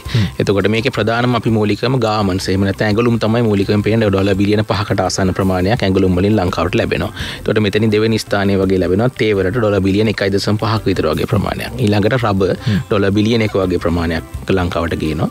ඊට පස්සේ තමයි පොල් ක්ෂේත්‍රයේ අපිට දක්නට ලැබෙන්නේ පොල් ආශ්‍රිත නිෂ්පාදන. මේකෙන් පසුගිය වර්ෂයේ 2021 වර්ෂයේ ඩොලර් මිලියන 830ක වගේ ප්‍රමාණයක් අපිට ලංකාවට ගේන්න හැකියාව ලැබිලා තියෙනවා. අපේ ඉලක්කය 2022 වගේ වෙනකොට ඩොලර් බිලියනයක් කරා අපිට ලං වෙන්න පුළුවන් වෙයි කියලා. ඒක අතිශය තීරණාත්මකයි, අතිශය වැදගත් ලංකාව වගේ රටකට. ඉතින් මං හිතන්නේ මේක වැදගත්ම කාරණේ තමයි අපි ඩොලර් මිලියන 830 ලබා ගන්නේ. අපි දන්නවා ලංකාවේ පොල් නිෂ්පාදනයේ ගෙඩි බිලියන 3යි මේ වෙනකොට. එතකොට ගෙඩි බිලියන 3ෙන් ගෙඩි බිලියන 1ක් භාවිතා කරලා අපි ඩොලර් මිලියන 830ක ආදායමක් ලංකාවට ගේනවා. තව මිලියන 2ක් දේශීය පරිභෝජනය කරනවා සහ අපත යනවා. ඉතින් මම කලින් කිව්වේ මේවා එකතු කිරීමේ වැඩපිළිවෙලක් අපි සකස් කරන නිරන්තරයෙන් කටයුතු කරනවා. තව අපත යන සහ දේශීය පරිභෝජනය කරන මිලියන 2කින් එකක් අපනයනයට භාවිතා කරන්න පුළුවන් නම් දැන් අපි එකක් භාවිතා කරලා 1 බිලියනයක් ගෙඩි බිලියනයක් භාවිතා කරලා ඩොලර් මිලියන 830ක් ගේන අපි අපනයන කරුවන් හැටියට තවත් මිලියනයක් මේ ක්ෂේත්‍රයට ගෙනාවොත් එහෙම අර ඔබ කිව්වා වගේ මිලත් අඩු වෙනවා එක පැත්තකින්. අනිත් පැත්තෙන් අපනයන ක්ෂේත්‍රයට අවශ්‍ය අමුද්‍රව්‍යත් ලැබෙනවා. අපනයන ආදායම දෙගුණයක් දක්වා වැඩි කරගන්න හැකියාව ලැබෙනවා. ඒ වගේම ඔය ශේෂ්ත්‍රයට රැකියා කිහිපයකුත් එකතු වෙනවා. අනිවාර්යයෙන්ම රැකියා විශාල ප්‍රමාණයක් එකතු වෙනවා. අද ඍජු සහ වක්‍ර රැකියා ලක්ෂ 4කට ආසන්න ප්‍රමාණයක් උපස්තර ක්ෂේත්‍රයේ මගින් විතරක්ම ලබා දෙනවා මේ ලංකාවට. ඉතින් ඉතාමත්ම පැතිරුණු ව්‍යාපාර ජාලයක් තියෙනවා මේ පොල් ආශ්‍රිතව. ඉතින් මම ගත්තොත් මම කියන්න ගියේ ඉතින් මේක මේ 830 අපිට දෙගුණයක් කරගෙන ඩොලර් මිලියන 1.5-2කට ආසන්න ප්‍රමාණයකට අපේ මේ අපනයන ආදායම වැඩි කරගන්න පුළුවන්. ඒක තේ අපනයනේ ආදායමට සමාන වෙන්න ඉඩ තියෙනවා. ඒ තරමට අපිට මේකේ පොටෙන්ෂල් එකක් තියෙනවා. මේකේ විභවයක් තියෙනවා කියන එක කියන්න ඕන. ඉතින් අපි ඇගලුම් කර්මාන්තය ගත්තොත් අපනයන සාපේක්ෂව ආනයන විශාල ප්‍රමාණයක් තියෙනවා. ඉතින් ශුද්ධ අපනයන ප්‍රමාණය හරි අඩුයි. ඉතින් මේ වගේ දේශීයව අමුද්‍රව්‍ය සපයා ගනිමින් කරන නිෂ්පාදන විශේෂයෙන් තේ පොල් රබර් මේ වගේ අලුත් නිෂ්පාදන කරමින් ජාත්‍යන්තර සන්නාම බිහි කරමින් රට ඉස්සරහට යන්න අවශ්‍ය හැකියාව ලබා ගත්තොත් කෘෂි නිෂ්පාදන හරහාත් අනිත් නිෂ්පාදන ගැන මම කතා නොකරනවා නෙමෙයි නිෂ්පාදනත් අවශ්‍යයි. රට අපනයන ක්ෂේත්‍රය ඉතාමත් ඉහළ තැනකට ගෙනියන්න පුළුවන්. දැන් ඔබතුමාගේ මේ ශේෂ්ත්‍රයට සම්බන්ධ වෙන කෙනෙක් හිටියොත් විශේෂයෙන්ම රැකියාවක් ලබා ගැනීම සඳහා දැන් මේ වැඩසටහන අහගෙන ඉන්න කෙනෙකුට කොහොමද සම්බන්ධ වෙන්න පුළුවන් දුරකථන අංකයක් තියෙනවද? කොහොමද මොන වගේ රැකියාවක්ද කරන්න පුළුවන්? නැත්නම් ස්වර රැකියාවක් විදිහට? අනිවාර්යයෙන්ම මේක ඇත්තටම මේ රැකියාවකට වඩා මම කියන්නේ තමන්ගේ ව්‍යාපාරය පටන් ගන්න කියලා. ඒකේ හොඳ අවස්ථාවක් තියෙනවා. මම මේක පොඩ්ඩක් කියන්නම්. ඇත්තටම දැනට මේ ආදාළ නිෂ්පාදනය ඔබතුමාගේ ආයතන දුන්නොත් බාර ගන්නවද? අනිවාර්යෙන් බාර ගන්නවා. මම හිතන්නේ අපිට අමුද්‍රව්‍ය ඔබතුමා කිව්වා වගේ අමිල කිව්වා වගේ කලින් මේ අමුද්‍රව්‍ය හිගකමක් තියෙනවා. ඇත්තටම මොකද අමුද්‍රව්‍ය මේකට ලැබීමේ අඩුකමක් තියෙනවා. ඉතින් පොල්ලිල් ලංකාව පුරා තියෙනවා. කාට හරි පොල්ලෙලි එකතු කරලා මේ අපිට අපි කියනවා කොහුබත් සහ චිප්ස් කියලා අපි ඒකට කියන්නේ පොල්ලෙලි කැබලි කියලා කියන්නේ. මේවා නිෂ්පාදනය කරන්න පුළුවන් නම් ඒකට අවශ්‍ය තාක්ෂණික දැනුම, වෙළඳපොළ සහ ඒ අවශ්‍ය සියලුම ව්‍යාපාරික දැනුම අපි ලබා දෙන්න සූදානම් වෙලා ඉන්නවා. ඒකට අවශ්‍ය සමහර වෙලාවට පොල් සංවර්ධන අධිකාරිය සහ අනිකුත් ආයතන හරහා පහුගිය කාලය ඇතුළත මම හිතන්නේ ආධාර පවා ලැබුණා. ඉතින් ඒ වගේ දේවල් සඳහා උන්ට යොමු කරන්න පුළුවන්. කවුරු හරි මේක අහගෙන ඉන්න ව්‍යාපාරයක් පටන් ගන්න, පොල් ආශ්‍රිතව පටන් ගන්න කැමති කෙනෙක් ඉන්නවා නම් විශේෂයෙන් අපනයන ක්ෂේත්‍රයේ මේ අමුද්‍රව්‍ය නිෂ්පාදනයෙන් ආරම්භ කරන්න පුළුවන්. චිප්ස් කියන්නේ පොල්ලෙලි කැබලි, කොහු සහ කොහුබත්. මේ සඳහා යොමු වෙන්න පුළුවන්. ඒකට අවශ්‍ය සියලුම දැනුම අර මම කලින් කිව්වා වගේ වෙළඳපොළ ඒ පහසුකම් අපිට සපයා දෙන්න පුළුවන්. විශේෂයෙන් මම පෞද්ගලික ව්‍යාපාරයක මගේ ව්‍යාපාරය සහ අපි සංගමයක් හැටියට ගත්තොත් ඒ සංගමයේ සියලුම අපනයන කරුවන් ඉන්නවා. ඉතින් ඒ අපනයන කරුවන් හරහාත් මේකට විශාල දායකත්වයක් දෙන්න පුළුවන්. ව්‍යාපාරයක් පටන් ගන්න හොඳ විභවයක් තියෙනවා කියන එක මට කියන්න පුළුවන්. දුරකථන අංකයක් මතක් කරමු. මම දුරකථන අංකය කියන්න 037 22 91 425. හරි. 037 22 91 425 037 22 91 425 කියන දුරකථන අංකයට කතා කරලා ඔන්න ඔබට පුළුවන් නිර්මාණශීලී ව්‍යවසායකයෙක් වෙන්න. අනිවාර්යයෙන්. හරි. හොඳයි, ඔබ යලිත් ලක් FM නැගනෝදය සමග අවසාන විනාඩි කිහිපය අද දවසේ අපිත් එක්ක එකතු වෙන්නේ දාස හෝල්ඩින් සමූහ ව්‍යාපාරයේ කළමනාකාර අධ්‍යක්ෂ චාමර උදයන්ග මැතිතුමා. වෙලාව වේගෙන් ගලාගෙන යනවා. ඒකත් අරගලයක්. නොදැනීම කාලේ ගත වුණා. හොඳයි. දැන් ඔබතුමා මේ කලින් සඳහන් කරපු කාරණාත් එක්ක ඔන්න අපි යලිත් අර දුරකථන අංක ටිකක් මතක් කරමු. කවුරු හරි කෙනෙක් ඉන්නෝ නම් අහගෙන සම්බන්ධ වෙන්න පුළුවන් ව්යාපාරයක් ආරම්භ කරන්නනේ. තමන්ගේ කාලය ක්‍රමවත් පාවිච්චි කරනවා නම් දිනු වෙන්න පුළුවන්. අනිවාර්යෙන් පුළුවන්. ඒ කියන්නේ අපි අවස්ථා නෑ කියලා ගැහුවට එතරම් අපි අවස්ථා ගොඩක් උඩ ඉන්නේ. ඒක සොයා බලන්න නැතිකම තමයි තියෙන්නේ. අර අපේ ආචාර්යතුමා කතා කරලා කිව්වා වගේ ඇත්තම තොරතුරු මදිකමත් එක ප්‍රශ්නයක්. හැබැයි අපි සොයා බලන්න ඕන. මොනවද අපිට ව්‍යාපාරයක් පටන් ගන්න තියෙන අවස්ථා කියලා. ඇත්තට මේ අවස්ථා අපි අවට තමයි තියෙන්නේ. ව්‍යාපාරික ලෝකෙත් අපි කතා කරන්නේ අවස්ථා තියෙන අපි අවට අපි සොයා බලන්න ඕන. මොනවද අපිට තියෙන අවස්ථා කියලා. ඒ සොයා බලලා අපිට නිවැරදි අවස්ථාව තෝරගෙන එතෙන්ට යොමුනොත් ඉතින් සාර්ථක වෙන්න පුළුවන්. ඔබගේ නිවසේ තියෙන පොල් කට්ට, පොල් ලෙල්ල මේ දේවල් අපනයන ශේෂ්ත්‍රයට සම්බන්ධ කරන්න හොඳ අවස්ථාවක් මේක. අනිවාර්යයෙන්. 037 22 91 425 අපි යලිත් කියනවා 037 22 91 425 විශේෂයෙන්ම තරුණ ප්‍රජාවට නේද? දැන් ඇතැම් වෙලාවට අපි මේක චෝදනාවක් නෙවෙයි, නමුත් හැමෝම කියන චෝදනාවක් තමයි අර විශේෂයෙන්ම ත්‍රිරෝද රත මහත්වරුන් ඕන විශාල කාර්යභාරයක් කරන ප්‍රවාහන ශේෂ්ත්‍රයට නමුත් කාලයේ කාදමීමක් කියලා වරක හිතනවා. ඔබතුමාට තරුණ ප්‍රජාවට කියන්න දෙයක් ඇති. ඔව්, මම එක ක්ෂේත්‍රයක් යොමු වශයෙන් මේ ෆෝකස් කරන්නේ නැහැ. අතන මෙහෙමයි. ඕනෑම ක්ෂේත්‍රයකට යම්කිසි පරිමාණයක් තියෙනවා. ඒ කියන්නේ අනවශ්‍ය ප්‍රමාණයට ඒ ඔපචුනිටි එක දැකලා ඒකටම යොමු වෙනවා කියලා කියන්නේ ඒතකොට එතන අතිරික්තයක්. දැන් ඔබතුමා කියවගේ 3 wheel ගැන අපි කතා කරන්නේ ඒක අතිරික්තයක් තියෙනවා. ඒ අපි ෆෝලිං වලින් අපි දකිනවා. තාමත් විශාල 3 wheel ප්‍රමාණයක් ඉඳලා තිබෙනවා. ඒක එපා කියන එකවත් ඒක හොඳ නැහැ කියන එකවත් නෙවෙයි මේ කියන්නේ. වැඩි. ඒක වැඩි. එතන එහෙම නැත්නම් යාළුට තිබුණ එතන නිර්මාණශීලී දෙයක් කරන්න ඉතින්. හේතුව තරුණ ශ්‍රමයනේ චාමර මහත්මයා අපරාධ මේ තරුණ ජවයේනේ. ජවයේ. ඉතින් අපි විදේශ රටවල් වලට ගියාම අපි දකිනවා වුන් කාලේ කොතරම් දුරට කළමනාකරණය කරගන්නවද කියලා. ඊටමත්ම කාලේ කළමනාකරණය කරගන්නවා සහ කාලෙන් උපරිම ප්‍රයෝජන ගන්නවා.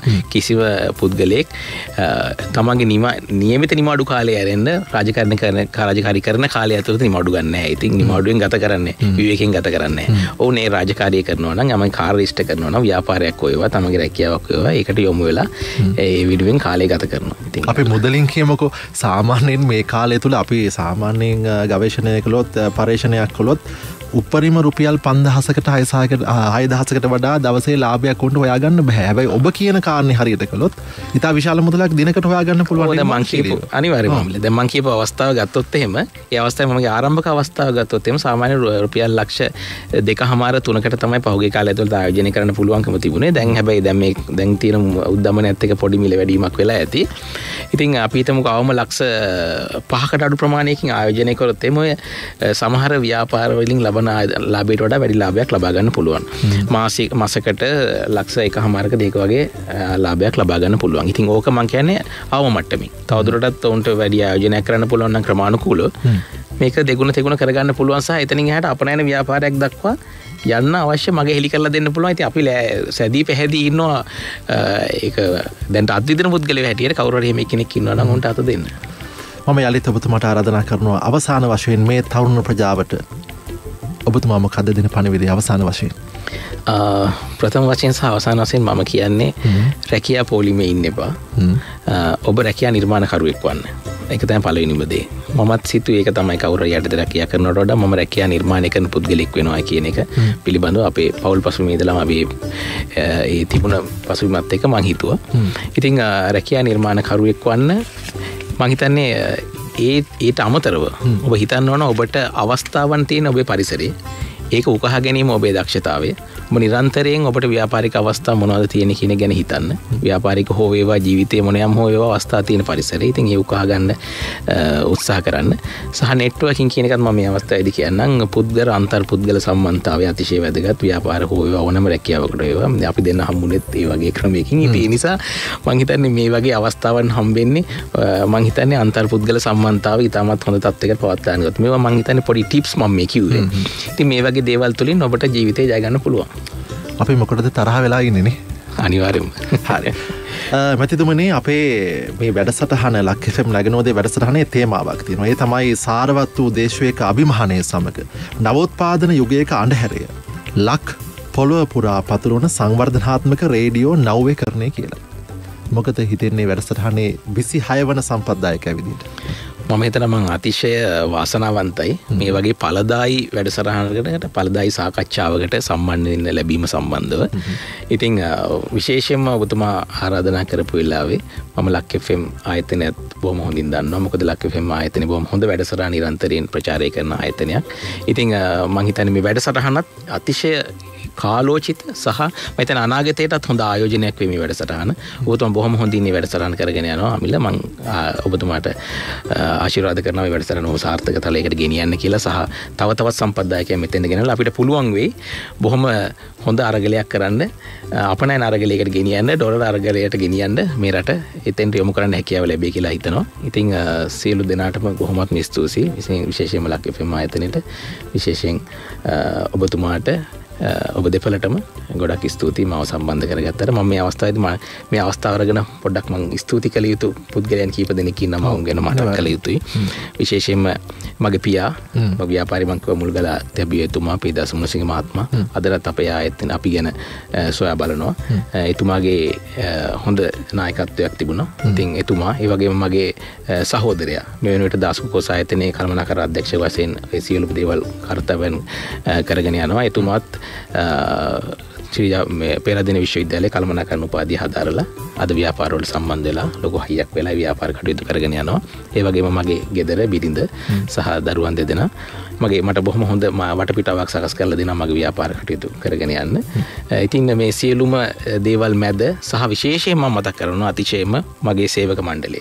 ඔවුන් ඉතාමත්ම හොඳ කැපවීමෙන් සහ විශ්වාසවන්ත ලෙස අපේ ඔවුන්ගේ ආයතන මේ ආයතන ඔවුන්ගේ ආයතන ඇත්තටම අපි නිරන්තරයෙන් කියන්නේ ඔවුන්ගේ ආයතන මේ වගේ මේවා ඉදිරියට ගෙන යාම ඔවුන් සියලු දෙනාගේම ජයග්‍රහණයක්. ඒ නිසා ඔවුන් ලබා දෙන දායකත්වයත් ඔවුන් මාතිශය මේ අවස්ථාවේදී ඔවුන්ට ස්තුතිවන්ත වෙනවා සහ ඔවුන්ගේ දායකත්වය පිළිබඳව මම සතුටු වෙනවා. ඉතින් එහෙනම් ගොඩක් ස්තුතියි ඇත්තට මේ අවස්ථාව ලබා දුන්නට. හොඳයි ඔබටත් බොහොම ස්තුතියි. ඒ වගේම අද දවසේ ඔබගේ උපන්දිනය අපි සුබ උපන්දිනයක් කියන ගමම ඒ වගේම ඔබගේ ව්‍යාපාර කටයුතු සාර්ථක වේවා කියලාත් ප්‍රාර්ථනා කරනවා. අද දවසේ හිතවතුනි අපි සම්බන්ධ කරගත්තේ අපනයන අරගලයට පෙළ ගැසමු කියන මාතෘකාව ඔබත් එක්ක කතා බහ කරන්නට දාස හෝල්ඩින්ස් ආයතනයේ කළමනාකාර අධ්‍යක්ෂ චාමර උදයාගම මැතිතුමා. බොහොමත් ස්තුතියි ඔබතුමාට. ස්තුතියි. ඒ වගේම අද දවසේ නිෂ්පාදන දායකත්වය ලබා දුන්නා හේමමාලි. ලබන සතියේ අපි හමු වෙමු. ඔබට ජය ප්‍රාර්ථනා කරනවා. මම අමිල රත්නායක.